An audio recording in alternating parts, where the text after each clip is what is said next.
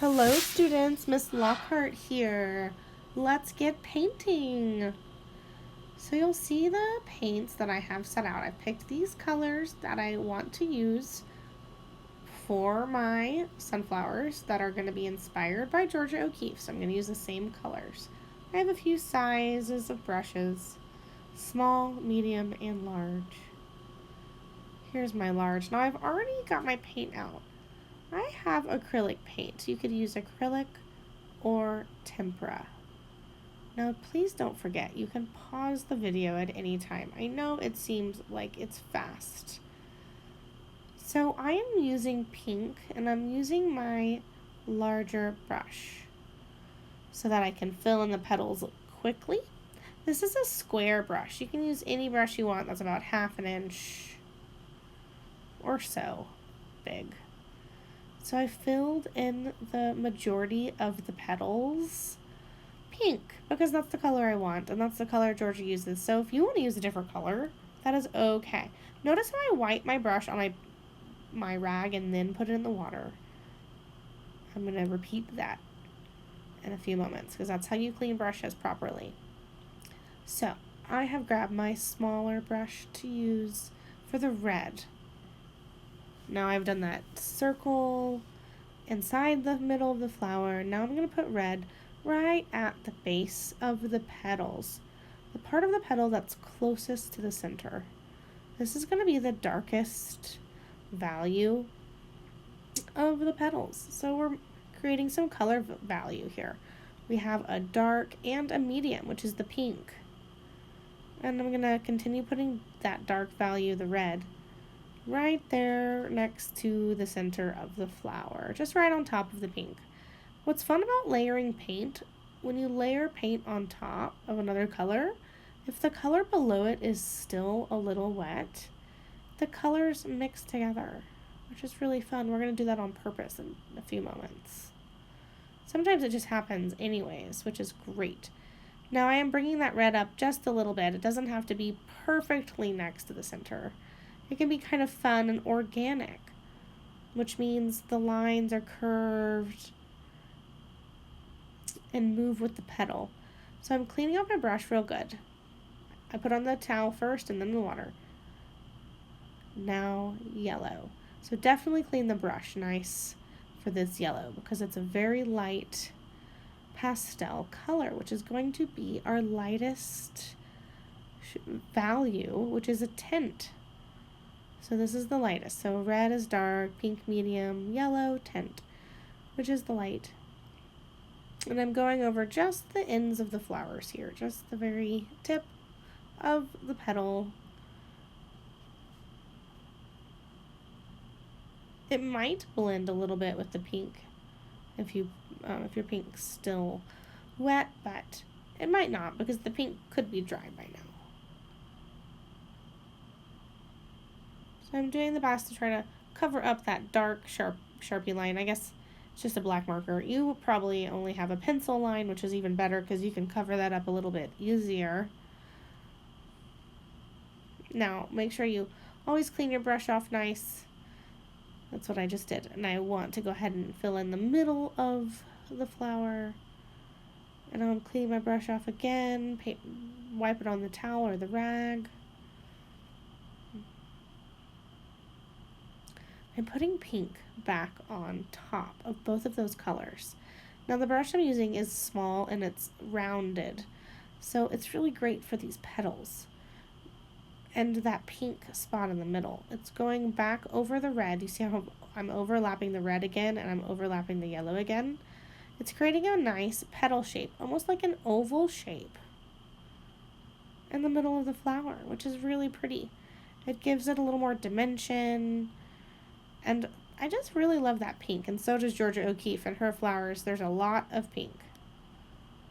And it makes the red kind of a nice curved base. Do you see how the end of that brush, when I did the pink, is curved because it's a round brush, and it left the red now the red has a nice curve. So, while the pink is a little bit wet still, I'm taking my small brush, and I have red on it, and I'm putting red back over the pink. So yes, there's been a little bit of layering. So red is going back over the pink, and you'll see why.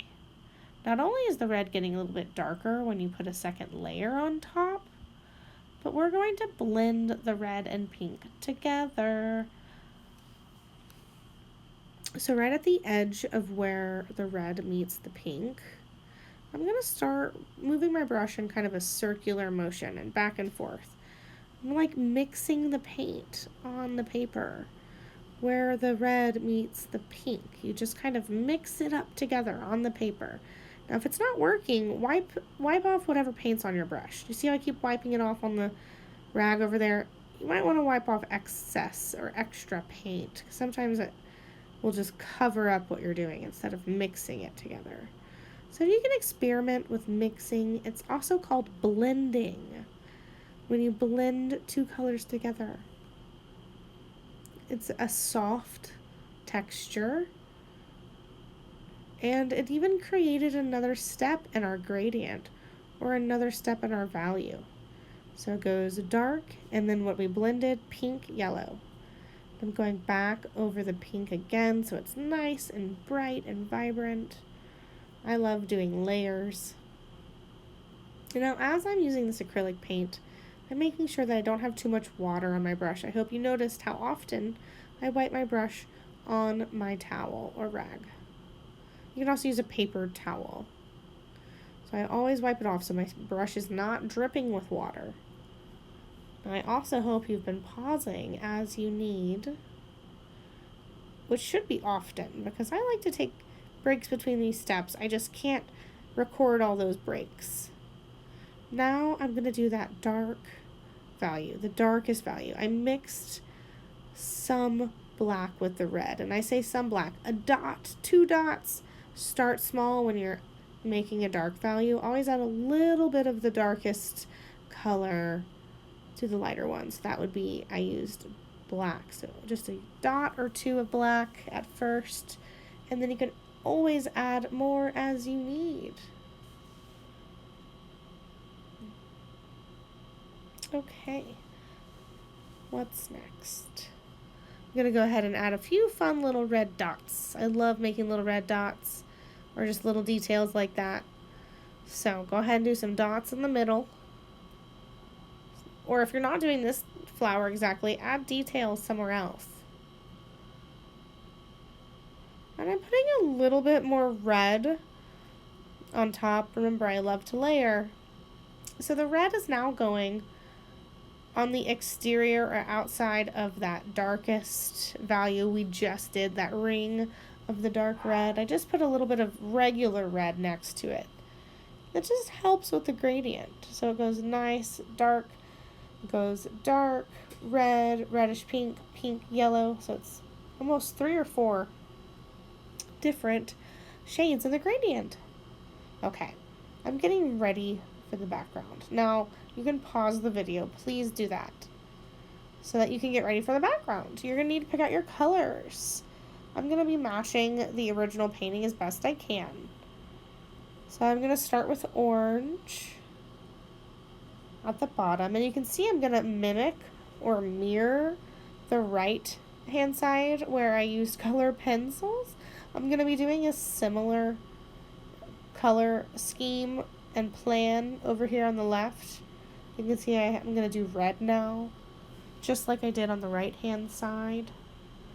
I did 2 different types of coloring here with paint as what I'm doing now and with color pencils, so that some people could use either material in case you don't have one or the other. So see how I'm using the edge of my brush to get a nice line between the petals? This is called a square brush, which means when it's flat, it creates a square line. And then the little corner of the brush is great for those little tiny corners between the petals. You'll just have to experiment with that square brush and go around in different directions and see how small of an angle you can fill in. Okay, so I can't forget my favorite color, turquoise. Well, I have lots of favorite colors, but I love how Georgia O'Keeffe used turquoise as an accent color. It represents the stems or the foliage of the flower. And it's a complementary color to the red orange. So I wonder if you remember what complementary colors mean exactly. Well, when they're put together, they create a beautiful effect where they're contrasted. And they almost create kind of a optical illusion almost sometimes, where it makes your eye kind of flicker back and forth. But contrasting colors are the opposite colors on the color wheel. Okay, so there's my turquoise. I just kind of put it in a few random spots. It's not exactly like the right, but that's totally fine. So you can put your turquoise anywhere between the petals to fill in that space. And now I'm going to mix up a color for the hillside. I want it to be kind of brown, so if you have brown paint, great. And if you don't have brown paint, mix some red and green together. So I'm going to do dark brown first on top of my sketch or outline. So wherever your pencil line is, put some dark brown. And now I want to make a lighter value. I want it to be orangey brown, but I want it to be lighter. So I might need to add some white, which I did add. White, orange, brown. It'll make kind of a nice sandy color to fill in the rest of the space. And I'm using my larger brush for this so that it doesn't take as long to fill in the background. And it's a smoother look when you use a larger brush, because otherwise a little brush would make little tiny marks. And if you overlap over that dark brown, you'll probably get to blend some of it if that dark brown is a little wet still. See how I'm using the edge of that square brush, the angle, to get right in between the flowers by rotating it. You can also just use a regular small round brush to get between the petals. So fill in your hills.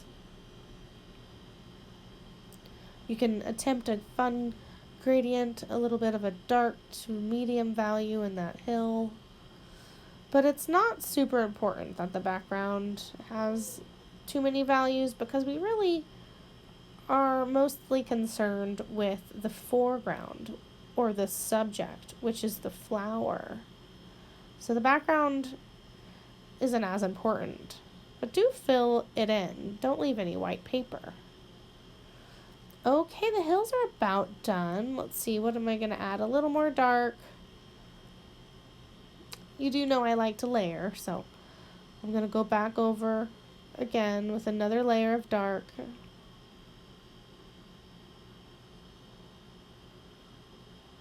Okay. Hillsides done. Now it's time for the sky. You can use a pink, just like Georgia and I are going to. And I'm not even going to mix it with white. I'm going to just water it down a little bit. And the top is going to be the darkest. So I want to make the color I want. So you can see I'm mixing my white and my red. Now I have a pink. So I'm going to do the dark line first. And from there, I'm just going to use the remaining paint on the brush. Or I might take off a little bit.